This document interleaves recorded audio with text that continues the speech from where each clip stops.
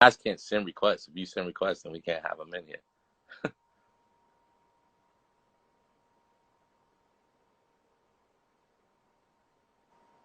There we go. Okay. I see you.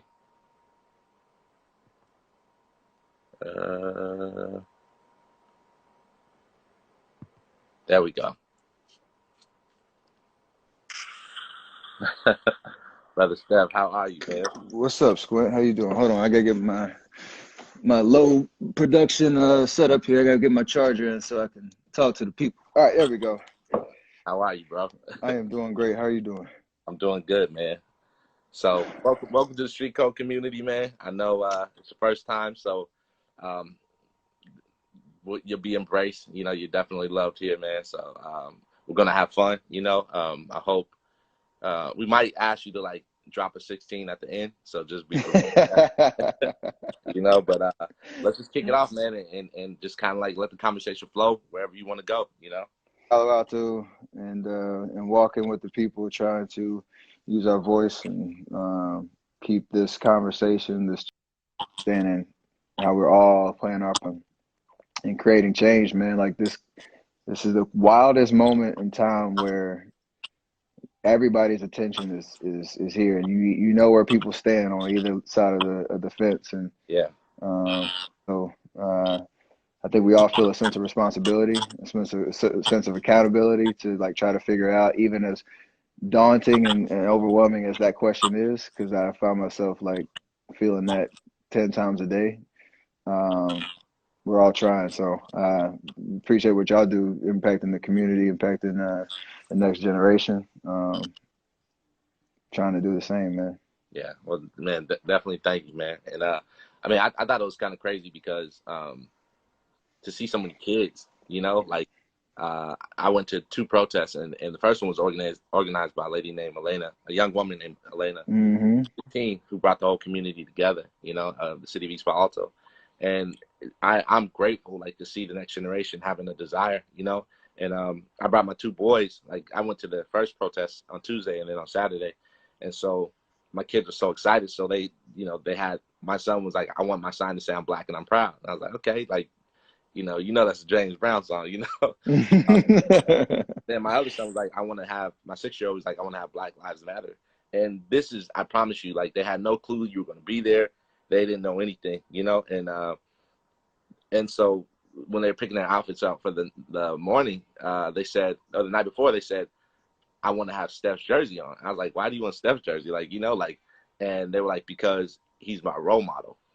You know, and they had no clue you were going to be there, like, you know. And so I thought that was really dope on just like seeing the impact of the platform that you guys are using, and the next generation saying, man, I want to represent this while I fight for these things. And they're very in tune to what it is. So that was dope to me, you know, like that was just such a beautiful thing. And you brought your daughter out there too, you know, amongst what I think it's like Yeah. 1,000 people, you know.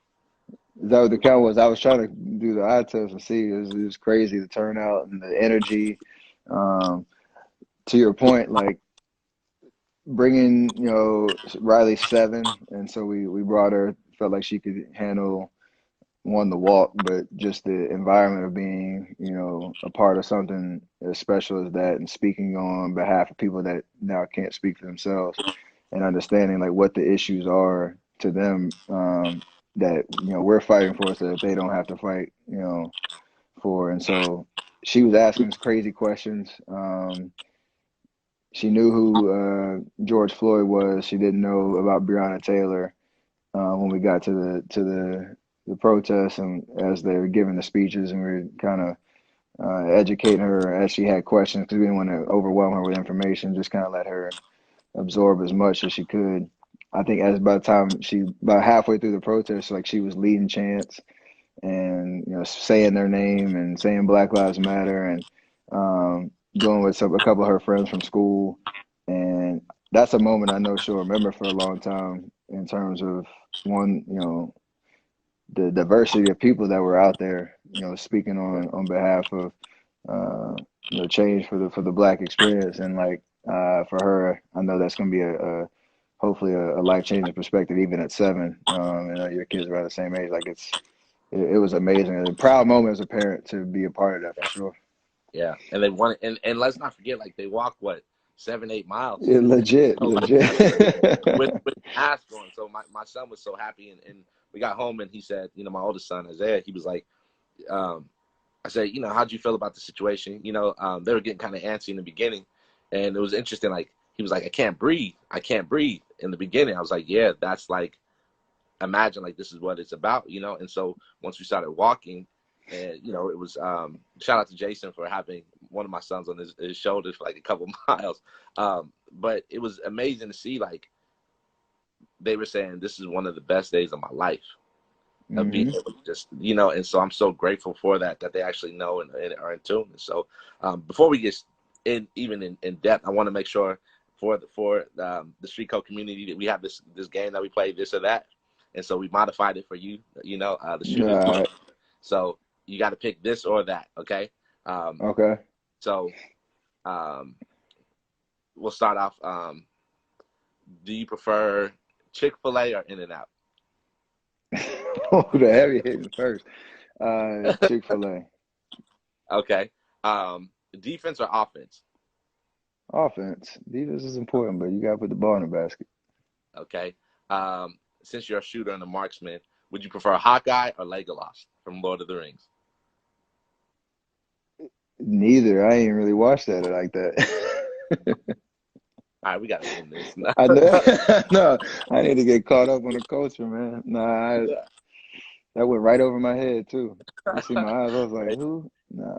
Yeah, you just left me I might hanging have on to that pick up when my kids start watching out. You have to ask me like a year from now, I'll have an answer for one. Okay, okay. you. Um, you prefer Steph Curry or Stephen Curry? Stephen. Okay. And this is the last one. Shimmy or Thiz face? Ooh. I the thin space only because I know the moment that I did it the first time. It was game 5 of the 2015 finals. And I made a three on the right wing and I did it. And like so that moment, that was obviously the first championship. That was in my head. I can still feel what I felt when I did it. So I shimmy way too much anyway. So the thin space for sure. And they made murals off of that too. You can't really make I it. remember saw one down in where was that? Oakland. Downtown Oakland. Yeah. Yeah, The building's not there anymore, but yeah, but I've seen it a couple places too. So all right. uh, yeah. So I wanted to ask you, like, in the midst of like what's going on, like, how are you doing during this time? But obviously we're dealing with COVID and obviously the social injustice between African Americans. I have every emotion, man. I mean, the blessings of what uh, time that I've had with my family in terms of, obviously the shelter in place. I'm really trying to really lean into that is making up for a lot of lost time in terms of what our crazy schedules used to be and all the excuses we used to have of, got to do this, got to do that. That kind of went away for a good while. And so I got to lean into, the presence, ENCE. So like that is Yeah. that was big. But as you kind of get through it, it's tough. Like I've really my sister's been a big proponent of it, and the league is really stepped in terms of your overall mental health of the players and really taking that seriously in that conversation. I felt especially in these last.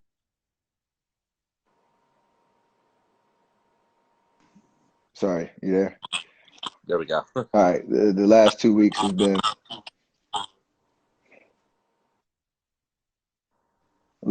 been sad, like and overwhelming, and you know, got to catch yourself from you're sitting there watching on social media all these videos and all these injustices and police brutality and protests being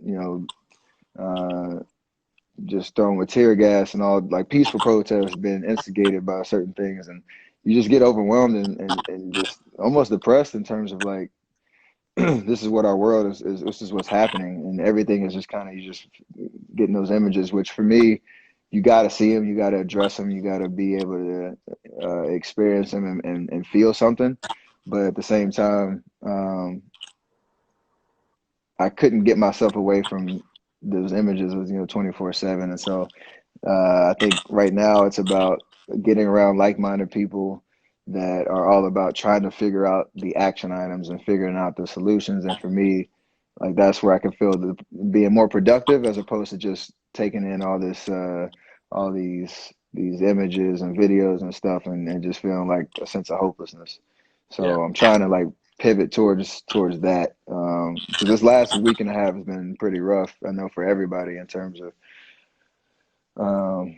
feeling for what kind of world are you raising these kids in, man. So I think that's been the biggest eye-opening thing for me, is just trying to be productive with the emotions that you have.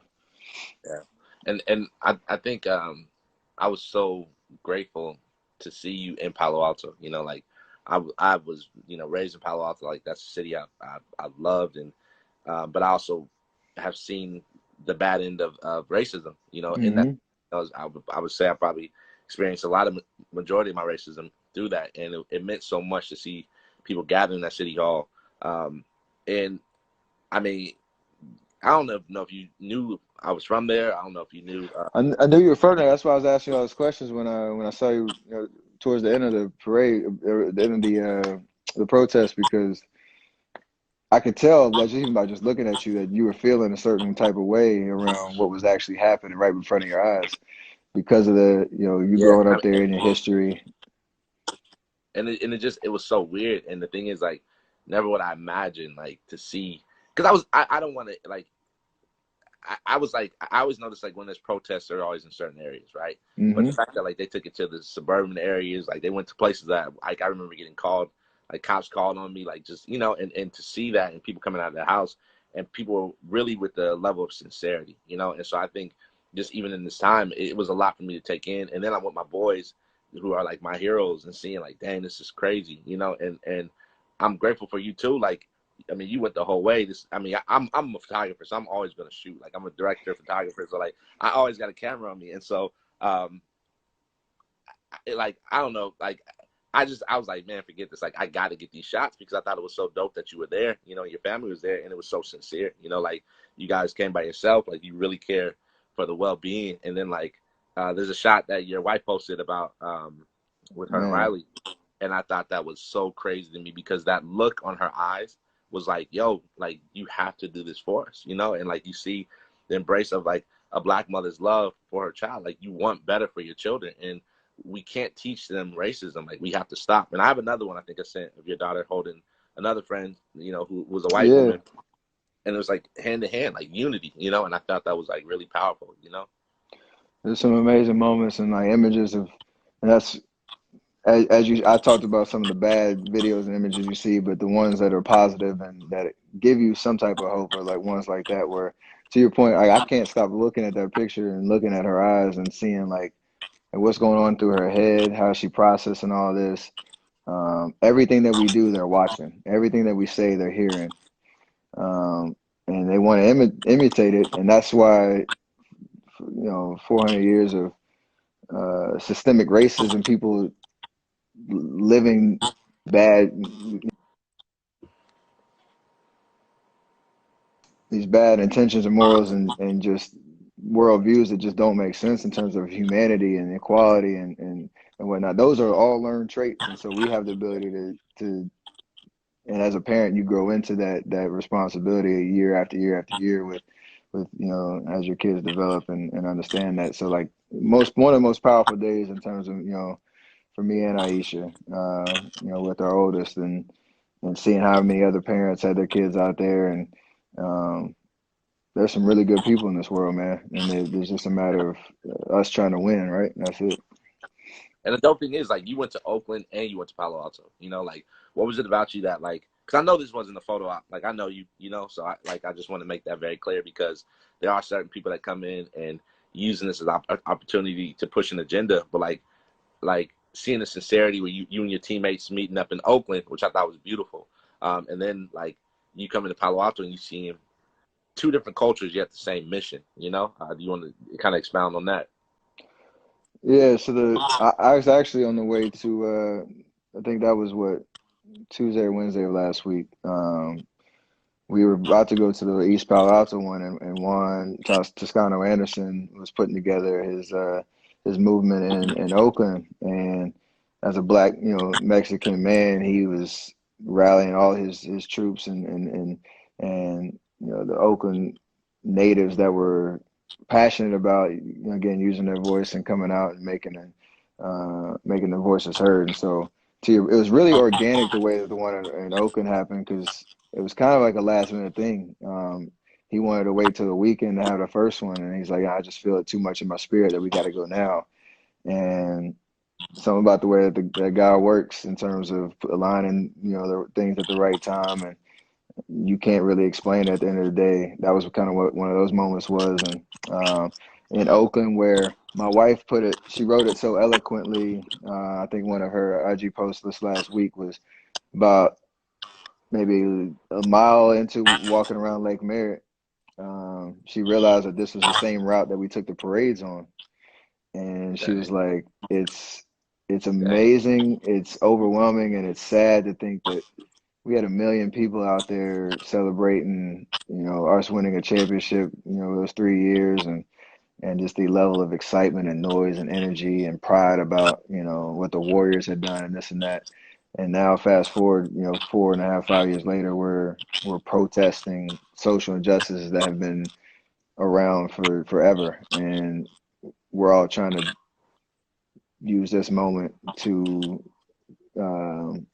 change generations. And like, she started crying like right around that point, because it was like, why can't we have that same energy and same excitement about something that's dealing with humans and their experiences, and valuing, people of all different backgrounds, valuing what the black community has given to this country for, since they brought us here. And so like that part of it was crazy. And so like having that experience with my brothers that came out, and seeing Juan lead that the way he did, it was awesome to see. And um, fast forward to the weekend with the one in Palo Alto, I kind of just wanted to see, to your point of like Oakland, you can kind of,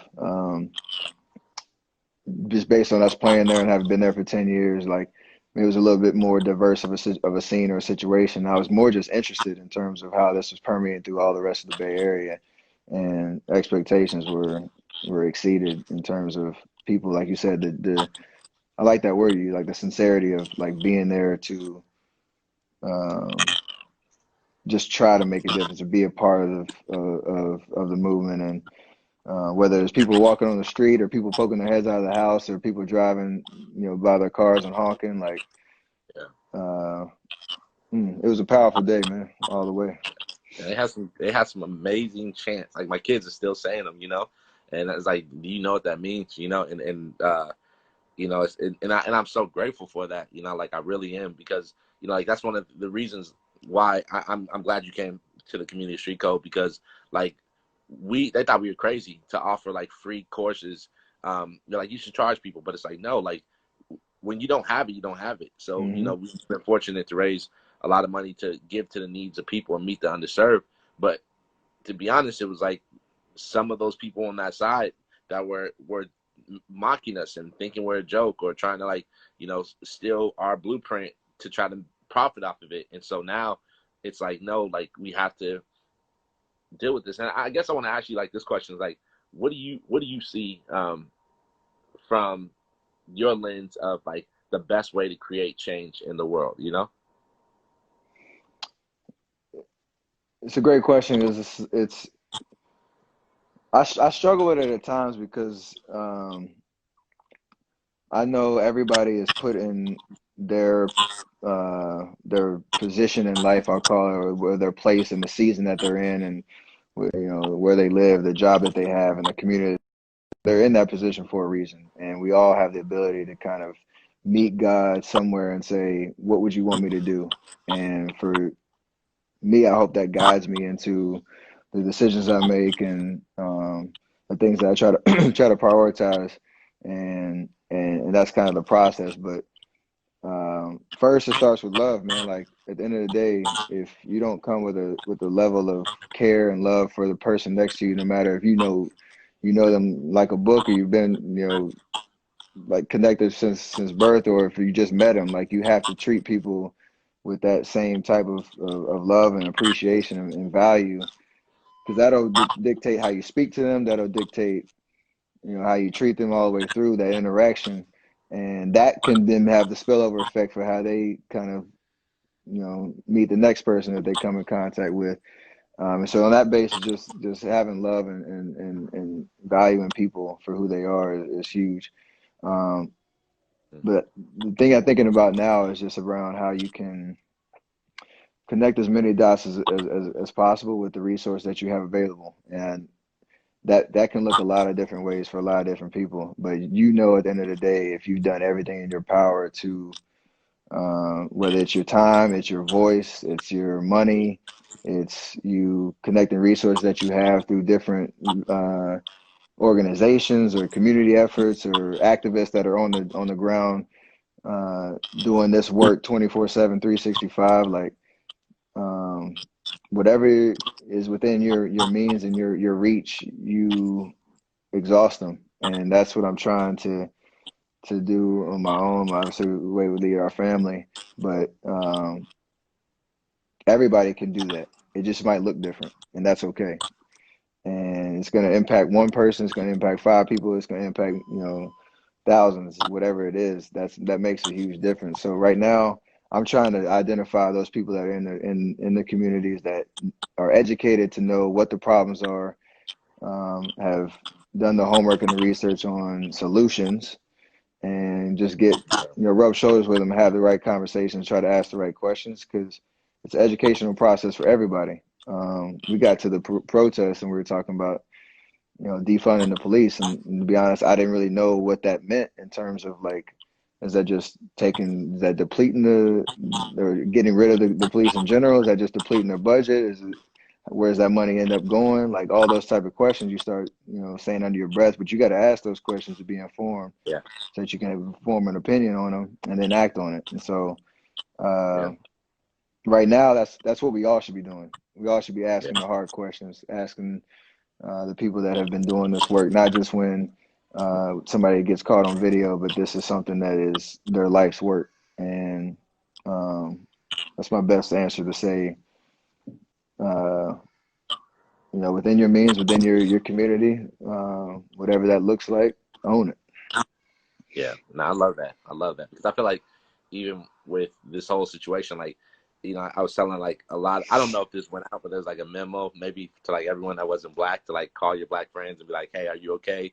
Anyway, like we got it all on the same day, and I was like, "See, like 150 like white people asking me, am I okay?" Yeah. And I was like exhausted. Like I'm not gonna lie, like it's like I was like, this has been, not only has this been my whole life, this has been my mother's life, my father, like my grandmother, like this has been my great grandmother, like this has been our life. And so now it's like, do you want to, like, I just want to talk. It's like, man, I really am not in the place to really want to talk about it because Hmm. I'm talking about it. Like, I feel like, but I feel like I've been talking my whole life. Now it's just listen to us, like don't, um, and I know people are trying to find a solution and trying to find a remedy, but I think we have to have the hard conversations, and we're not going to get through this in a couple of months. Like, be Mm-mm. willing to like adjust your life for this to be now on.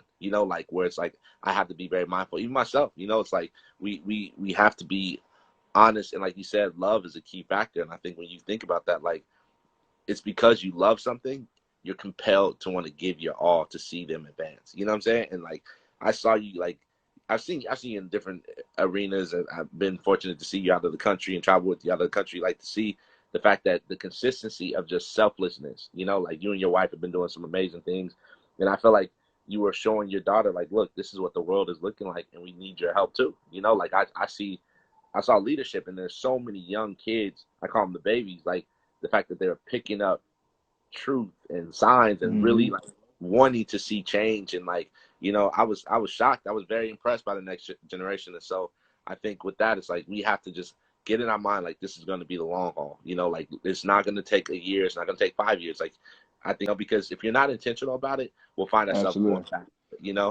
There's two things that came to mind when you were saying that. It's like, how do you keep people accountable in the minutia of their lives, whether it's your family, your friends, whoever. I saw a video of this young white girl who was checking her parents on um, their like racist tendencies, I call them, and she was filming herself, but she was going at them like, that's, you're not supposed to think this way, like Yeah, you're dead wrong, like, and speaking on it. And so like holding people accountable in the minutia of certain prejudice and racist tendencies that you might not have called out before, and you've been make you a little uncomfortable, but you kind of just let them roll.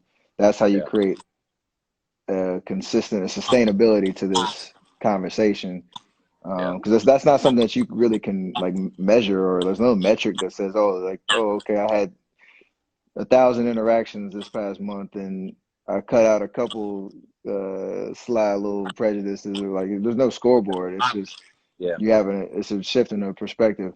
But then our job as adults and parents and experienced people in the world is to, I gotta set like 8 to 10 questions that I want to ask every brand partner, every investment company that I've been a part of, every um, in the corporate world, whatever. Like, do you assess your company with these things in mind in terms of um, investing in the Black community, investing in Black talent, like yeah, how do you approach your executive level seats, decision makers, like all those type of things? Like, that's not going to change overnight. You're not, you got my guy from Reddit who jumped off the board and has told the board to hire a Black person to fill a seat, but that's not going to be the wave. It's going to be a slow progression of like, yeah, subtle changes that are going to make a big difference down the road. So like those questions, it's our job to find those answers as we go along. But if people can handle the minutia of their lives and keep people accountable and get the hate out of people's heart, then we're on the right track. yeah. Because I'm telling you, man, like, even, I mean, I think I met you 2011, 2012. That's crazy. I know, right? Babyface assassin. Yeah. But, but it was so crazy because, like, being like, there are few Black photographers, you know what I'm saying? And it sucks because it's like a culture that I know so very well and able to maneuver, yet there's been so much opposition that I've had to face and had to battle with, you know what I'm saying? And so it's almost like one of the reasons I go by Squint is because people are like, oh, hey, you're Squint? I thought it was an Asian guy. I thought, like, but my mom gave me that name too. But Yeah. it's You been hold on to frustrating to try to, like, you go in there as a Black man and you're trying to like tell stories, and then it's like, like, I know I took your master classes, so that's why I'm so good at shooting. Uh, but like, it's frustrating, man. Like, it gets frustrating when you're trying to like convey and tell a story that is so authentic and so well, and then you're not only trying to focus on the game, you got people behind you trying to like regulate and dictate certain things, and it's like, I think people need to educate themselves and like just understand there's more to it, like, because we're more. I mean, obviously, you're using the platform. You're more than just a basketball player. Like, you're a human being, and you've been able to respond and react based off of like current situations to move and move. Like, I I don't see, you haven't been using your celebrity. You've been using your heart, and I think that's been the Mm-hmm. frozen.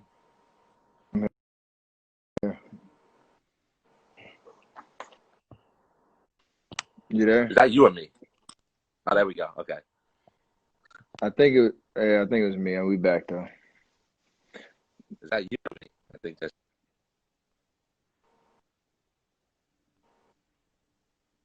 Hello? Hello? There you go. There you go. You're back. You back? All right. Yeah. Nah, I hear you. And I appreciate that encouragement because it was actually funny when we were at the protest. A lot of people were saying like, "Thank Now you we for can't hear being you. here today," or "Thank you for coming out." I was saying you said using your celebrity versus using your heart and whatnot. I was confused because a lot of people were like, "Thank you for coming out here to the protest today." Like, "Thank you for being out here," and I'm like, "No, thank you," because like Thank you. Yeah. it's weird. Like people, yeah, like people are you get judged right away. Or, let's just say judged. You get placed in terms of like, oh, I just basketball player. They see me with my jersey on and see you with your camera. They think you're there just to capture the moment, whatever. But you're actually feeling the impact of what you're capturing and trying to tell that story through those images and whatnot. And just me bringing my family out and having Aisha and Riley and some of our friends that we wanted to keep the conversation going. I didn't need no thank yous. It was like, this is what we should be doing. This is what we have to do. So like, hopefully that trickles down to the next generation for sure. Yeah, and I'm from that city, you know, so like I've actually been like right. We got a screenplay, a movie that we're doing, and it's it's a lot of work. But I mean, we walked past my high school, we walked past Stanford, felt so much opposition, you know, and then the fact that like the crowd started dealing with like Palo Alto Unified School District, like Yeah, and just I thought that was crazy because there is a big gap, and then you have, you know, East Palo Alto too. Like that's a whole different situation. So you know, you met. I think I introduced you to Cecilia, who's the mayor of Menlo Park, and you had Regina, who's the mayor of East Palo Alto, two black women. And so I mean, it's a fight, you know. But I think this is something that we got to think long haul, work together, you know. And just it's going to be uncomfortable, you know. mm-hmm. And it's been uncomfortable for us for so long, but I think we have to be very mindful. And I love the fact that you're holding brands accountable for that, you know, because I think a lot of brands are pivoting just to survive versus like, Hey, yeah, they you have know, to. It's like yeah, it's like some no, of no, them no. have to. It suck. It's like no, we're with Black Lives Matter. Like, We won't. where were you a couple months ago when you were like anti this, you know? And then it's like people are trying to survive, and so I think you have to have checks and balances, and actually we can see sincerity, you know. And Mm-hmm, it's, mm-hmm. every brand is case by case, you know. Um, yeah, And I then guess and now as they plant their flag, you hold them accountable with every step they take from here on out because everybody's attention. Like that's what this moment has done more than any other moment. Is just yeah, exposed everybody to. I hate the cancel culture because like people make mistakes and it's hard to like know.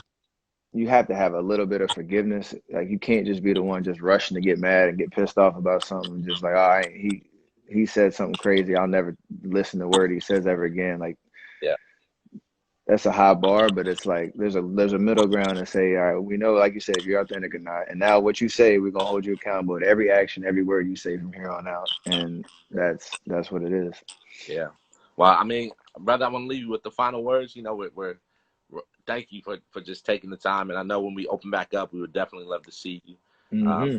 you know, and you know, Street Code offers free coding classes from ages 9 to 91. So, you know, we have a community. You know, like um, kids are more than welcome, family is more than welcome, but they're actually learning coding, like not like that's one thing I love about this place. We're actually doing the work, you know, and Mm-hmm. shout out to Tunde and you know, just the team that have actually like put this at the forefront, like to be like to do the work, you know, and he mentioned about the Level Up campaign that we're doing to raise I think $2.2 million to give free laptops to people that are in need, especially in the city of East Palo Alto and East Menlo Park. And so I want to leave you with final words, brother. Yeah, if there's anything that you want to share. I just encourage all the young people, anybody who has the ability to align with organizations that, like you said, are doing the work, that are doing amazing things. There's a lot out there, but um, continue to support the people right in your backyard. And I mean, that's what me and Aisha are trying to do through our foundation, Eat, Learn, Play, and there's hopefully some opportunities to align on that front because obviously the world has changed in front of our eyes, and preparing our young people to enter the world with the right frame of mind, with the toolkit to enter the workforce, with, you know, and be eligible and be good candidates for the jobs that are going to be able to, you know, change. Um, you know, their platform and their ability to pass the baton back to their kids. Like that's what we're all trying to do. So shout out to all your entire team, Tunde, the whole Street Code Academy, every teacher, volunteer, everybody that comes through, because you are doing God's work, and that is to me one of the most important things, is people that are looking out for the kids. So and everybody in between. So appreciate y'all, appreciate the time. It's pretty dope. Squint, you always good in my book, and um, yeah. Yeah, man, I appreciate that. And we got the Miles boys too. So Coach Aaron Yeah, it Miles, is. Miles I boys. saw Tunde came to the facility a couple right before the shutdown. He was talking to some of the execs at the Warriors. And Yeah, we wrapped in the weight room for a little bit, but I know a lot of good people working doing a lot of good things, man. So it's yeah, awesome. yeah. I love that, man. So I love you, bro, tremendously. You know, I forgot to show this of all things. Like me and you got something more in common than just shooting. You know, uh, And after you took that master class, uh, so oh, it's interesting. Like you got your own toy, and I got my own toy too. You know, so a lot of people don't know. Like they don't my, know my that. my dad is Billy D. Williams. So you know, I heard Lecrae and those guys were making fun of my hair. Uh, you know, but you know, I thought that was crazy. Like, oh, we got our own toys, man. You know, like, no. That is Nah, but classic. appreciate you. I definitely appreciate Coach Easy as well, man. It was good to see him there. Absolutely. That he's doing with kicking it. You know, just activists on top of activists, and I love that, man. Like, really, you know, you're doing God's work, and I'm proud, you know, to know you and call you a brother, and I'm thankful for you, man. You are definitely a man of your word. Thank you for just seeing the need of this and meeting our community, man. And any way we can help out and help build what you're doing, like you always have me, man. So I thank you for that, bro. Appreciate that. Appreciate So you, bro. yeah, love you tremendously, man. Be Love you safe. too. All love to the fam. They watching. Appreciate y'all. Yeah, thank you. All right.